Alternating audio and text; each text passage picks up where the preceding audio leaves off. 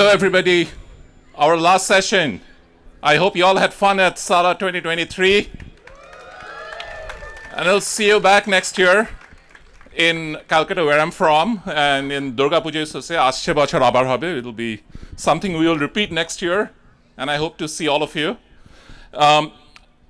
For this session, we have Raghu Karnad, who sits on the advisory board of Sala, and he's an author and a journalist.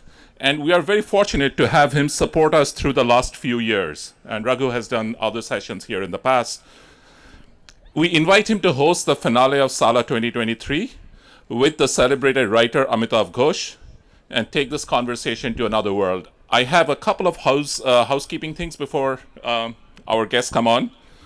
So there is a book signing. Amitav Ghosh's book signing that'll be at the Kepler's little stall at the next to the theater, so inside of that foyer. Also, no videography, no flash photography. We're going to have a 45-minute session, then a 15-minute Q&A. So for the Q&As, we'll do like what we did last night for the Konkona session.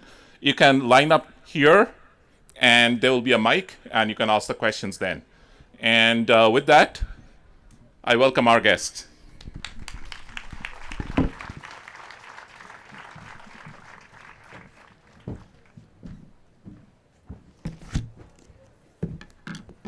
Thank you very much. Whoops.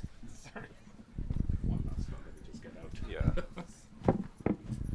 Good evening, everybody. What a fabulous, wonderful crowd. Gorgeous, blinding fall sunset. Amitav Ghosh, and a truly astounding book to talk about. So I don't think we couldn't have a better closing session for Sala 2023. Thank you all for being here. Now I noticed that it's been left to me to introduce Amitav Ghosh, but maybe I can just skip that. Does anyone mind? Everybody know who Amitav Ghosh is? Okay. Oh, such a relief. He's written many books, and many of those books also pertain and are relevant to the one we're going to talk about, his most recent book, Smoke and Ashes. The work of Amitav's that is most relevant to cite as we begin is obviously his extremely major work, which he probably concluded writing 10 years ago, the Ibis Trilogy. Now, in Amitav's own words, this book brings to a close a cycle of work that began with the Ibis Trilogy. And it is an Amitav Ghosh book, so it is a world of connections that are contained in here. It's sort of like a supernova of information and insights and scope. It covers centuries beginning in the 17th and leading right up to the 21st. It covers geographies that you might expect and ones that you absolutely won't. There's India and Britain and China, but there's also Boston. There's also the Silicon Valley. It covers ideology, art, and technology, and how they all came together and circled around humankind's relationship with one other species over the modern era. And that other species is, of course, the poppy plant. If you had to simplify what this book was about, it would be about this. It's about our species and our modern relationship with this other species, and how that relationship was accelerated so dramatically by the process that we call imperialism. And there's a word for this. The word is narco-colonialism. It's about how, and narco-colonialism describes how the poppy and its product, opium, were weaponized to the ends of power and greed, essentially, and how much of human history, a truly incredible amount of human history, has emerged from that process that we aren't aware of. So I want to, obviously there's plenty to talk about, and I want to start with what feels to me like the fundament of all of this. And the fundament of all of it is something that is very personal and has and has to do with each one of you and me. It's something we all have in common, that all human beings have in common. And that is, we have bodies, and our bodies are capable of feeling pain. This has always been true, and it's been true of every human being that ever lived, is our ability to feel physical pain. And because of that characteristic of human life, we are led into a relationship with the poppy, which gives us a product that has this almost magical ability to alleviate pain and to create pleasure in its place. And there's a danger in that ability that the poppy has over us, which is that it can also then entrap us in that desire for more pleasure and to escape pain. So I'm going to start by asking you, Amitav. Hi, welcome. The poppy is not evil, and this aspect that this power it has, that opium has and has exercised through history, is based on something that's not purely malign. No, not at all. But before we start, let me say what a pleasure it is to be here. Thank you all for coming. I love Palo Alto. Been here many, many times. I've even done a signing at that bookshop some years ago. And I, like everyone else, I have a techie nephew who's now a CEO of Grammarly. So it's nice to come here and see the whole family. So it's a great pleasure to be here. And especially it's a great pleasure to be here with Raghu, who I've known for a long time. His father was a friend of mine. His mother is a friend of mine. Now his sister is a friend of mine as well. So it's really wonderful. It's a wonderful occasion. Thank you. And one of the great things about Raghu is that he's just so good at, saying a lot in very few words. So, yes, I don't think you can say that that any non-human being is malign as such. I mean, it's humans who are malign. And, the thing about the poppy is that the poppy bonds with pain, but it also bonds with the human propensities for greed and evil, because the poppy can create incredible wealth in a very short period of time. But while I wouldn't say that the poppy has any of those anthropogenic sorts of characteristics. What I will say, and it's not just me, but many others who've written about the history of the poppy plant, it's just the poppy. After you've looked at it for a while, you begin to see that it's like an intelligent entity. It creates these cycles in history that repeat over time, in absolutely uncanny ways. So, in so many ways, what America is living through today is an uncanny reflection of what China lived through in the 19th century, down to really small details, Yes, absolutely. But one of the things that the book talks about that's very engaging for me is that the poppy is far from the only substance that human beings historically have consumed for pleasure. We can think of plenty others. There's a nice list in the book which mentions palm wine, toddy, cannabis, coca, betel nut, kava, peyote, tobacco, pituri, yes. psilocybin mushrooms, ayahuasca, mescaline, etc. All of them psychoactives, and all of them with very deep and diverse kind of power over us. But none of them that have ever had this same impact on human history, on global trade, and on the entire distribution of global power that the poppy has. Yeah. So, I make a distinction between what I call grassroots psychoactives and opioids, because they are actually quite different. And I think I really don't want you to carry away the impression that I'm some sort of Puritan about these things, because I'm not at all. And I think every society that we've ever had on this planet, every human society, and indeed many animal societies as well, have always used mind-altering substances. But usually these mind-altering substances were things that you could just go and pick up. Like, you can still just walk into a field in China, for that matter, and in India, and pick up marijuana, Similarly, if you think of coca leaves or psilocybin mushrooms or whatever, they're not processed drugs. They're widely available. They just grow wild in forests and on fields and so on. That is the real difference between those and opium, because is actually, the use of opium is probably older than any of these substances. It goes back to the beginning of human history. I think they found opium being cultivated 7,000 years ago in Europe and in Asia Minor and so on.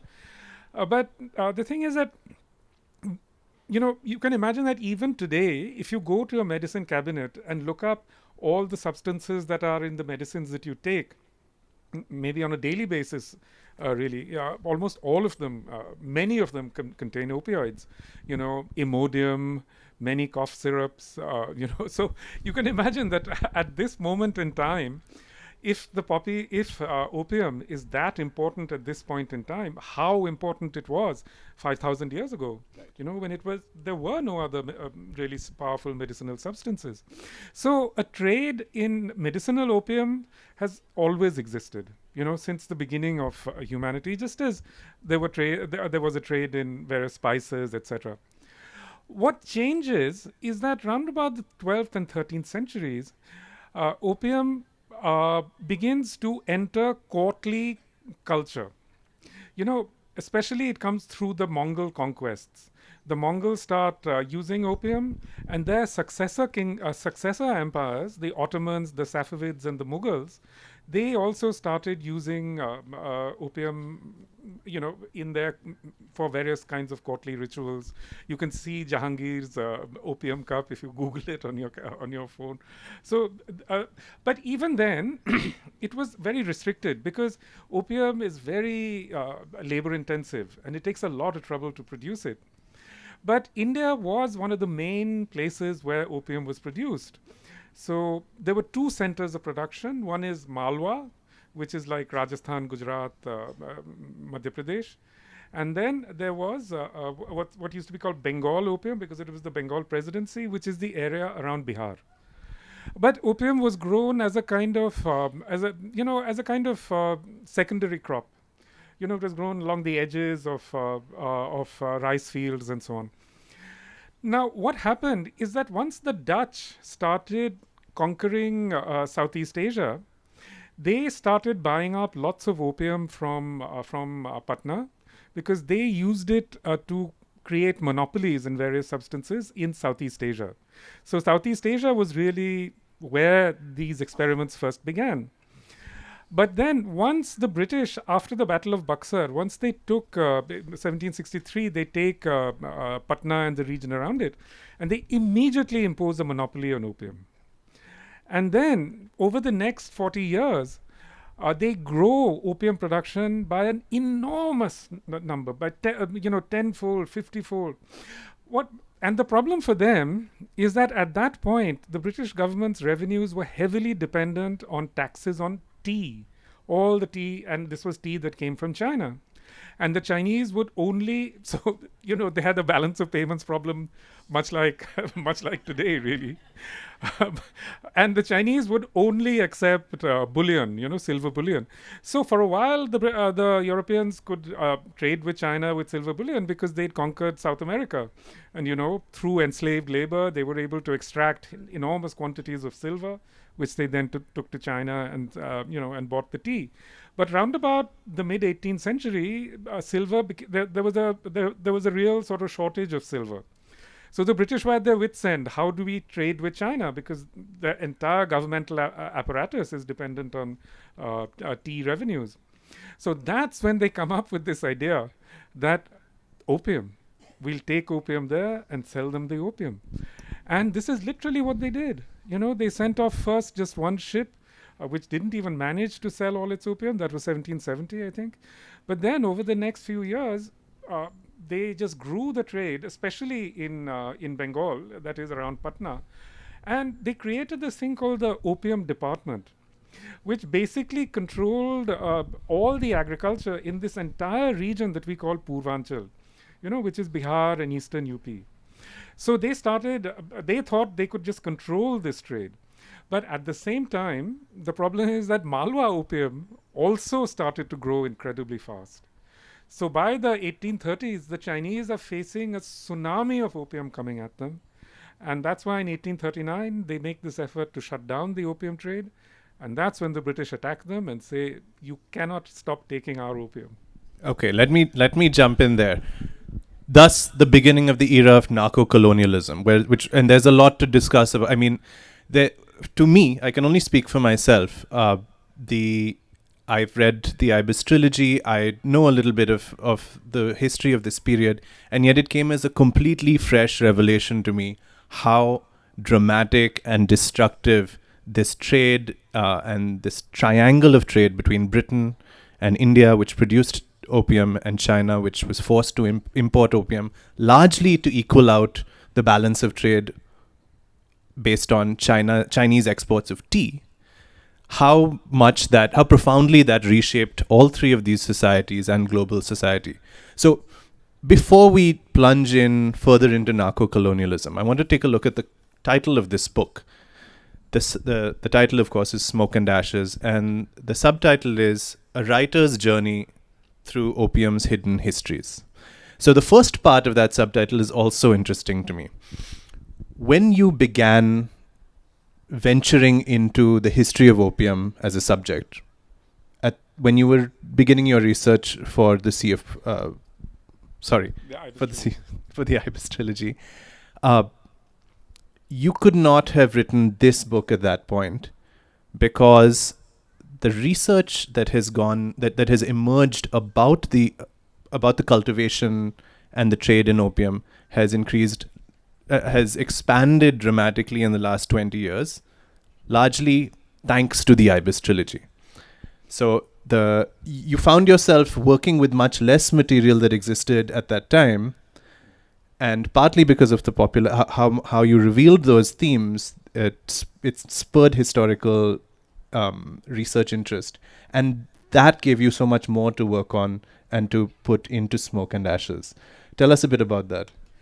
Well, when I started writing the first book in the Ibis Trilogy, which is called Sea of Poppies, I was really just thinking of writing about indentured workers, going again from the Purvanchal region to basically Mauritius, South Africa, etc. You all know that story.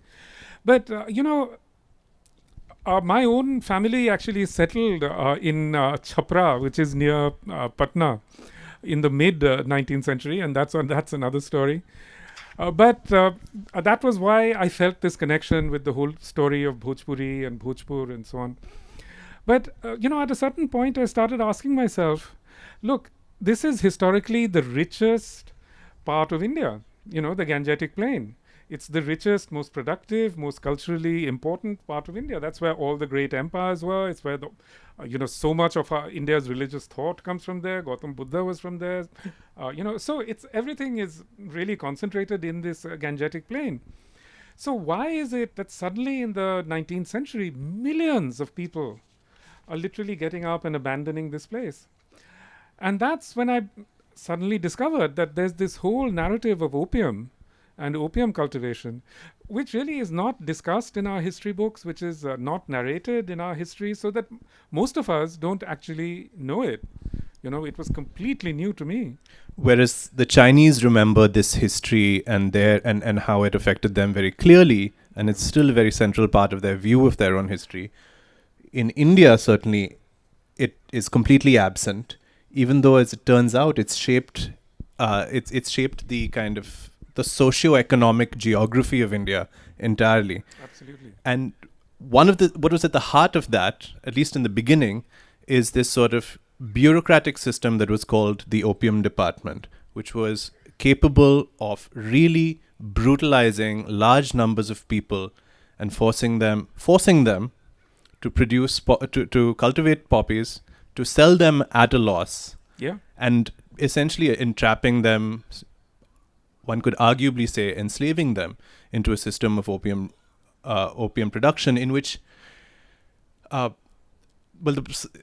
brutality of the story is quite difficult to take on sometimes, and I think that's well expressed by Rabindranath Tagore, who Amitav quotes in the book, who talks about his own interest in the opium industry, but then concludes that a story of, quote, such despicable meanness, it's a story of such despicable meanness that it's hateful even to follow the story to its conclusion.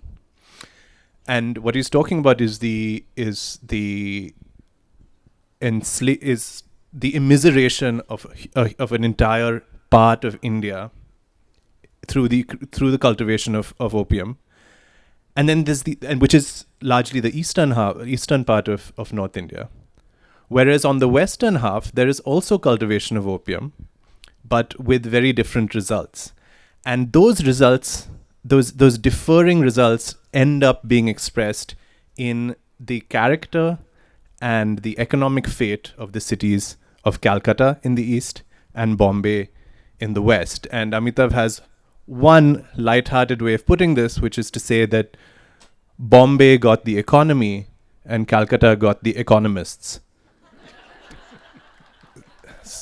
So you sort of started walking us through how this crop could create such a dramatic, could reshape the social terrain of India, which it did, which I really had no idea of until I read this book. A bit more. Yeah, it's actually an astonishing story because, huge migrations occurred around opium. So, for example, the Marwari influx into Calcutta it doesn't begin, but it certainly is accelerated by the opium trade, because the main opium auctions of the East India Company were in Calcutta. Now, the difference between the way that opium is produced in the East is that there it's a government monopoly. Local people have no access to it at all. It arrives in Calcutta sight unseen. It's auctioned off to to a few chosen merchants, and then it goes off to China. In Bombay, it's completely different, because what happens in Bombay is that it's basically the princely states protect opium production, because they rely on the local merchant networks, and the merchant networks included every commercial community of Western India. Every community, Hindus, Muslims, Parsis, Christians, everybody was involved in the trade. I don't know how many of you are from Western India, but if you are, almost certainly your families got their start in the opium trade. Surprise. It is almost That's certainly something the to case. take away with you along with the book. Yes. Yeah, I mean, especially if there's generational wealth in your family, it almost certainly came from opium. And actually, that's a story very well known to the people from those families. The same is true here. In the Northeast, wherever there's generational wealth, it almost always came from opium. So, for example, the Boston Brahmins, as they're called, they all made their money in opium. These great families like the Coolidges and most of all, the Delanos. So Franklin Delano Roosevelt's grandfather was the biggest opium trader in Canton in the 19th century. That's where all his money came from. I just recently did a talk at Columbia. The biggest, most important building in Columbia is called, it's called something library. And that there again, it's named after one of the big families, big Brooklyn family, as it turns out. So opium, opium really laid the foundations of so many important industries. So all these people, they were like Cabots and. So the family that built that big building at Columbia is called Low, L-O-W, but they were actually a Salem family, and by a strange coincidence, they were active on Pierpont Street in Brooklyn. I don't know if any of you know it, in Brooklyn Heights, and the school where my children went was right next to a church that they built. And this is the other bizarre thing. They were all very religious, no matter whether they were Christian or Muslim or Hindu or whatever, very religious, always giving money to various, But so, basically, if you look at the American rail network, the money for that came from China. I mean, there were actually Chinese merchants investing directly, because some of these families, like the Forbeses, Forbes is almost like synonymous with American wealth. They got their start in China in the opium trade, and they became the great sort of railway barons, investing in American railways through opium. But so if you if you look this up, it's kind of astonishing. There are 30 towns in America called Canton, you know, and there are only like 15 called London or named after London or whatever, you know. So it's an amazing thing.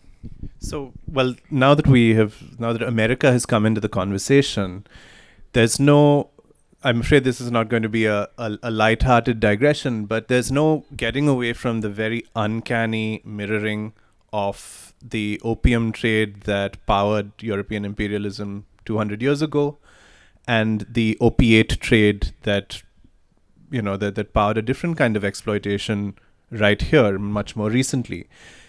One of the fascinating so when you were writing the Ibis Trilogy, if I have the time correctly, is also when the opiate crisis was reaching a certain tipping point here in the States, which is quite an uncanny coincidence. Yeah. How aware were you of that happening while you were writing, or did it emerge as a coincidence once the books were done? I wasn't paying that much attention to what was happening in America with opioids at that point. But, it's only in recent years where, the opioid crisis is inescapable now. It's all around us. If you go to San Francisco, you'll see it in the streets. The same is true in every big city in America. I mean, now you have American presidential candidates calling for an invasion of Mexico. Can you imagine that? Opium has this unbelievable ability to undermine institutional structures. This is what happened in China, these merchants who were trading opium in China would always blame the opium trade on Chinese corruption. But it's the same here. Today, we can see that it's, opioids have created this giant networks of corruption that have pulled in the police, that have pulled in, even judges. All of you are aware of the story, how the Sackler family basically corrupted the FDA and created this catastrophe. You see these uncanny parallels between what happened in China in the 19th century and what's happening here today. Yeah. No, it is very uncanny. And it's one of the reasons that the book, which is otherwise dwelling in large part on events that occurred in the 19th century and in the 18th century, draws these like very precise parallels to the present day. Another way in which it does that is through the subject of China itself. China as a society that retains this knowledge and this traumatic history with opium very consciously, even while the rest of us do not.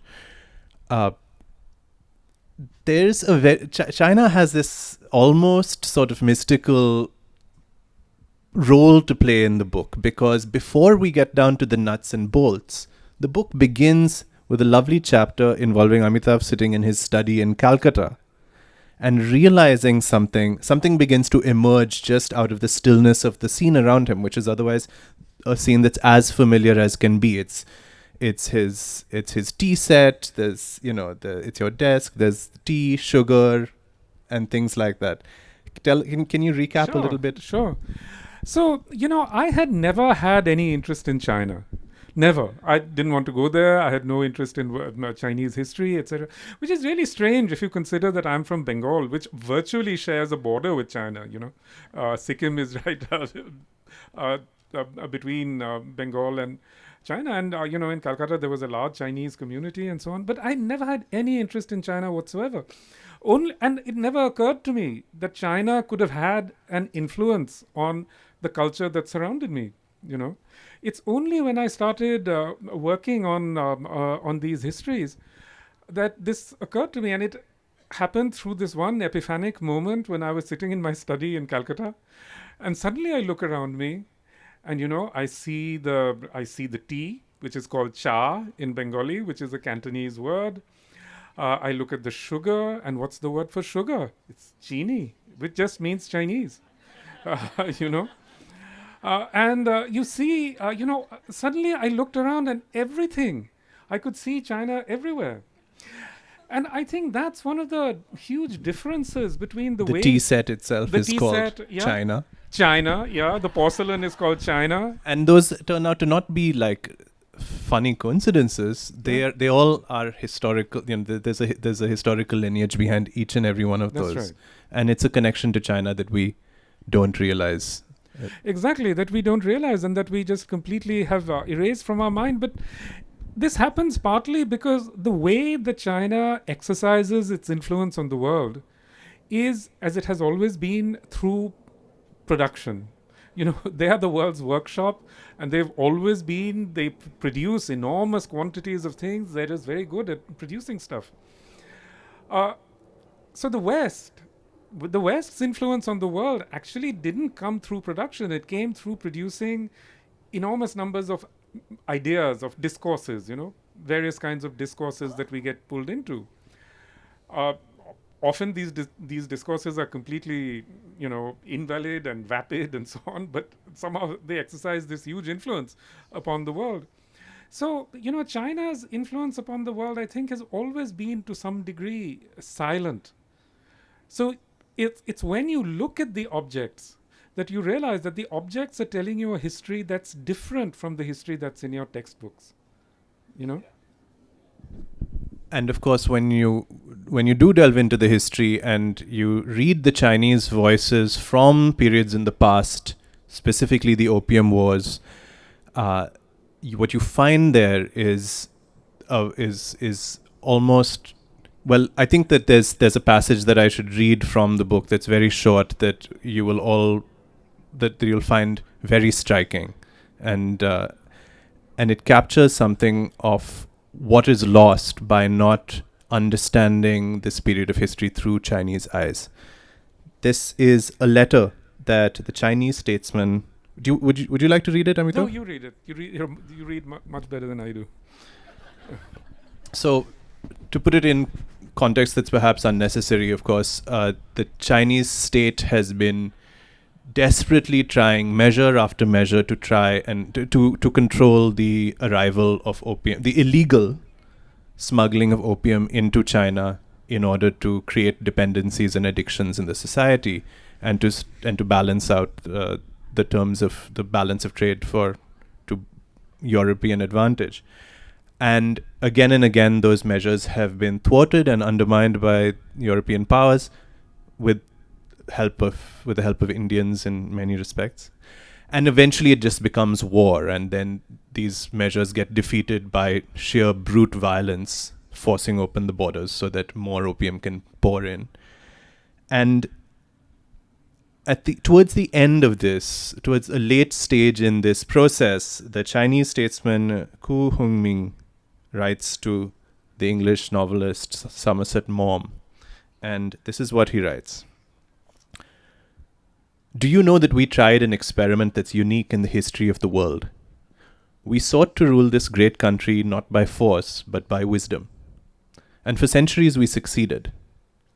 So then why does the white man despise the yellow? Shall I tell you? Because he has invented the machine gun. That's your superiority. We are a defenseless horde, and you can blow us up into eternity. And you've shattered the dreams of our philosophers that the world could be governed by the law, by the power of law and order. But now you are teaching our young men your secret. You have thrust your hideous inventions upon us. But do you know that we have a genius for mechanics? Do you not know that there are in this country 400 millions of the most practical and industrious people in the world? Do you think it will take us long to learn? And what will become of your superiority when the yellow man can make as good guns as the white and fire them as straight? You have appealed to the machine gun, and by the machine gun shall you be judged. So that's it's a lot to take on, and I'm sorry, it strikes a pretty grim note. But when you think of that as something that was written in 1921, then what you see is a very clear-sighted view of the arc of history that lay ahead, and that was not given its due by the people who should probably have been paying attention. Yeah, we see this exactly 100 years later, right now. I mean, as we speak, the entire geopolitical order of the world is just completely changing. We can see that all around us today. And, it's very, very scary. But this is the greatest geopolitical change in the last 500 years. For the first time, Western hegemony is seriously under challenge. And who knows where it'll lead? Will it lead any place good? I don't know, but it's happening, and it's a reality around us. Yeah, and quite genuinely, one of the reasons to read this book is that it's as good a history of the trends that bring us to the present day in terms of China as anything that I've read. Now we're going to have. I want to allow time for questions. So if anybody has questions, please put your hands up, and we will bring you on board. But I'm sure there'll be plenty. In the meanwhile, yeah. What do you suggest? People come here. It's easier then because we want to record the questions. Great. So please make your way up here and ask any questions. I will need the mic. And you'll need the mic. Well, all right. Over to you. Over to you. That's fine. Is that going up? Sorry, just give me 1 moment. Let me make sure it's coming up. Yeah. What I'll do is I'll just put this here so I'm not holding it in front of you. Hello. Okay. Hello, my name is Amina. So I'm a recent postgraduate student in world literature, and I'm a huge fan of your work. Thank you. I've been working on your work since 2018. Wow. So yeah, it's a starstruck moment. But I had a very pertinent question with regards to what the discussion was on and the text that was read out, is that you talked about how the West was more focused towards production of discourses, whereas China had a more silent role in the production of the products, essentially. And similarly, earlier in the conversation, we were talking about the opioid crisis in Britain and what was happening, and relating it to somewhat the opiate discourse in the US when you were writing the Ibis trilogy. So do you think over here there is a certain power in the historical reenactments of colonial or imperial ideologies, which we can see through repetitions in how it's changing, but the ideologies are same in some regards, like how essentially the ideologies of colonial or imperial power. And do you think that is linked to how dominant discourses are propagated and through the silencing of marginalized voices? Because the opium trade, the first book that you write about, is mostly focused on the indentured labor class, and you talk about how the laborers were suffering from it. So do you think that the reason why you see the machine gun, the way they're being reinforced today, or what the white people were doing decades ago, is happening right now? So do you think that's linked to how dominant discourses are propagated, or how silencing and marginalized voices work? Well, one thing I should make clear is that it's not that the Chinese didn't produce great philosophies and discourses. They did. I mean, you can think of Confucius and many others. But I think the reason that the Chinese didn't always propagate their philosophies is because the Chinese thought of their civilizational model as being particular to China. And that continues to be the case. I mean, they always say it, that, our model works for us. It probably won't work for you. And that's probably true. Yeah. Whereas what the Western powers had after the Enlightenment was this idea of universality, so that everybody must do the same thing. Yeah. And that is really the idea that now has come under serious contestation. Essentially how they thrusted the whole idea of modernity and That's right. development and superimposition. That's right. Yes. But thank you so much. Thank you.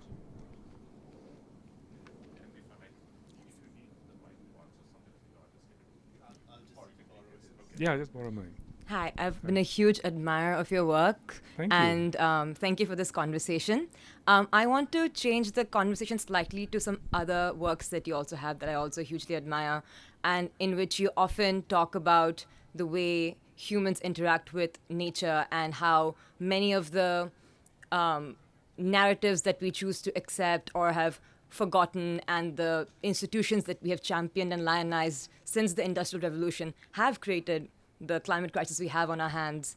And arguably, we are at a precipice of another industrial revolution to create innovation to avert this climate crisis. So as we mine even more minerals in developing economies to make the batteries we need to electrify everything, we create bioengineered trees, for example, create new financial products. What is your fear that we will end up repeating from our past mistakes, and what is your greatest hope in our fight against climate change? Well, thank you. That's a great question. Actually, it was because I was writing about climate change that I felt, I started writing this book way back. The book isn't published yet in America. It's coming out in February. It's been published in India, though.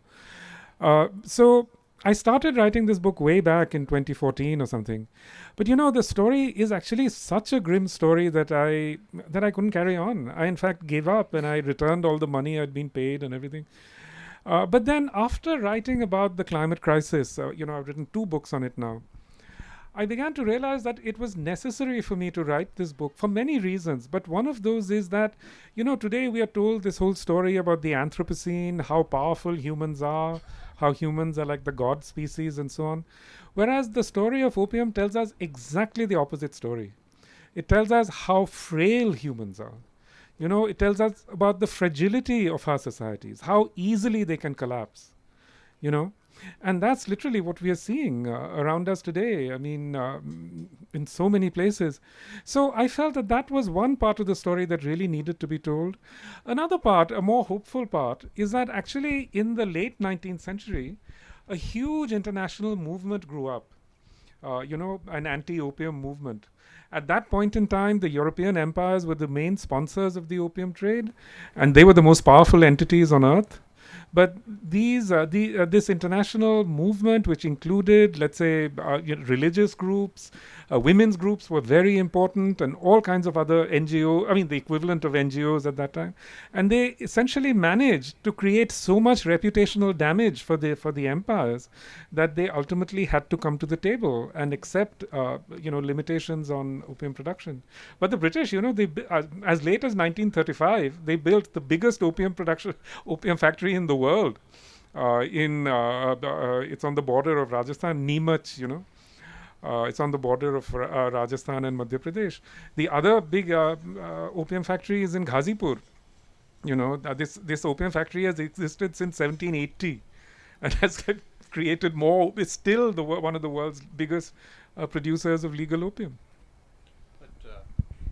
But one of the very instructive themes in this book is also all of the rationalizations that imperial administrators have used in order to keep exporting opium, while also professing other sorts of benevolent values. And the rationalizations run very deep. They even affect the way histories of opium get written.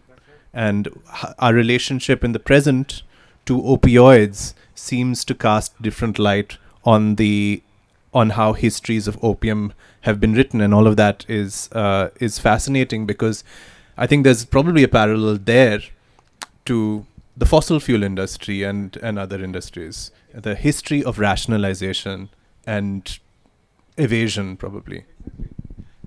So, in the most general sense, there's a kind of depravity built into the system, and their basic defense of opium was always free trade.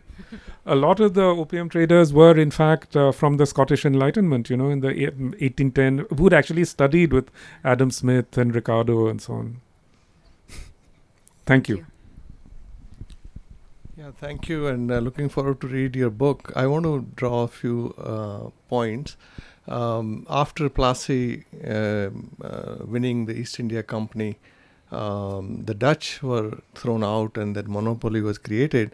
The Malwa opium started growing because Dutch started controlling that part of it. And then those days there was no trains. So the opium was going through the Rajasthan from the desert on the camelbacks to Karachi. And then from there it was going to Mumbai. So that story still continues. Even today, there is a opium, prevalent of opium in western Rajasthan, consumption as well as illegal, export or whatever you can say. So that's something I want to draw your attention to, and even today it continues. Yeah, I've written about that at some length in the book. Yeah. Actually, Karachi was initially one of the major but basically this was the reason why the British invaded Sindh. Yes.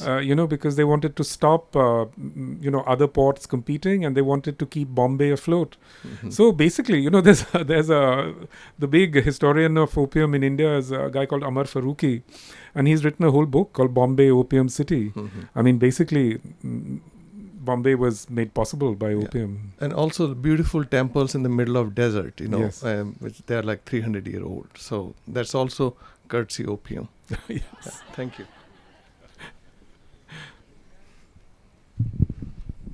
Good evening. Good evening. Hi, Raghu. Hi, Mr. Ghosh. Hi. My name is Neha. Hi, Neha. It's nice to see you. I'm going to shift the focus a little bit. We've been talking about history a lot, and I'd like to hear a little bit about your process as a writer of fiction. Can you tell us a little bit about how you balance the immense amounts of research that you do with the craft and the process of creating these fictional worlds? I don't really know how, I can't give an answer to that. Yeah. You must, because I am a baby writer and everything depends on your answer. Well, Everything. at a very simple level, I love archives. I love libraries. I spend a lot of time in archives and libraries and, gather together the material. And then I start writing. But it's not like I first do the research and then write. They inform each other, the writing and the research. And basically, it arises out of this kind of dialectical process, writing and research both going hand in hand. Thank you. Thank you. Hi, I'm also a baby writer in the making. So similar to what she just asked, what Neha asked, my name's Arina. I was wondering what kind of got you into historical stories. And one of my favorite books is The Glass Palace, and like how you build that story and the narrative of a family and his journey and everything.